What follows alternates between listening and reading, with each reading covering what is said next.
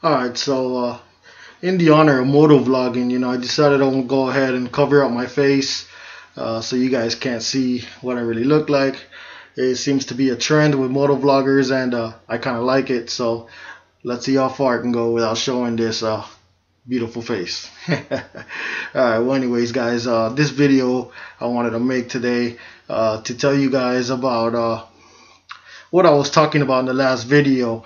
I had a funny story in reference to losing my keys, and also I showed you some scratches on the bike and told you there was a story behind that as well. So just wanted to talk to you guys about that.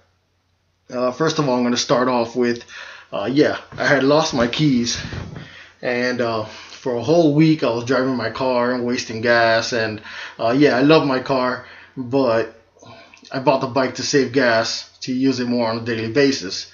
So the whole week goes by.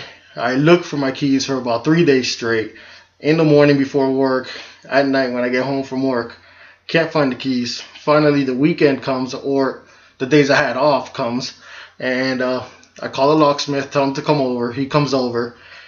He goes and tries taking the lock off the tank, and I had to explain to him. I was like, look, man, I'm like the third owner on this bike, and one of the previous owners has changed the lock on the gas tank. The ignition is still stock, but gas tank has a different keyhole.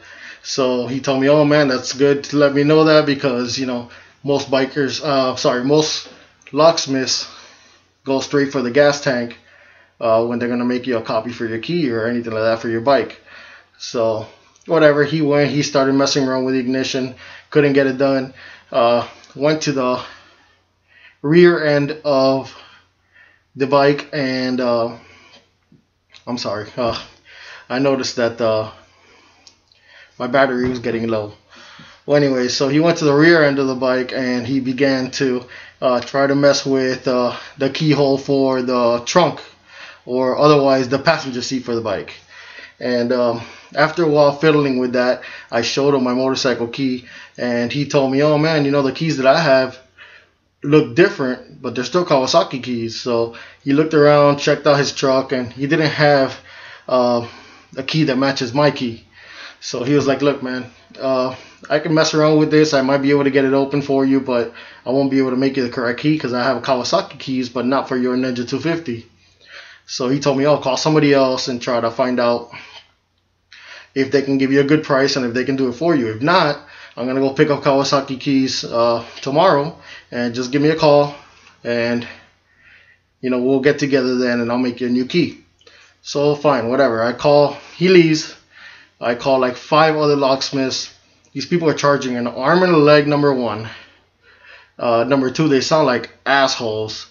They just do not want to do business with you. All they want to do is fucking sleep. These motherfucking whatever, man. I'm not even gonna get into it. But finally, I get so pissed off that these people start telling me about $350 to change my ignition because they're gonna have trouble with making me a key, pretty much. So I got really pissed, and before I was gonna go and start fucking spending money like crazy, I decided to go raid my room again. So went in my room, started taking apart the bed. While taking apart the bed, I moved over a pair of pants I had sitting on my couch, and wouldn't you know it, my keys sitting there in the crease, like right between the couch and the carpet. And for a whole week, I walked right by it. I looked around my whole room, never saw the keys. So it turns out that, yeah, I did find the keys, and I was back in action. The next day I called the locksmith. I told him, hey, I found my keys, but I want you to make me a copy ASAP, because this is not going to happen to me again. And so sure enough, next day he calls me up. He tells me, hey, look, I'm by my house. I'm going to go home and eat some lunch. Come by whenever you want. I'll make you a key. He made me a key, charged me about $10, and that's that. So there's your story, guys, for my mess with losing my key on my bike, and being a whole week without riding my bike. The weather was beautiful. I was so mad. I really wanted to ride, but unfortunately I thought I had lost my keys, and so there's your story on that. Stay tuned. I got another story for you guys. Later.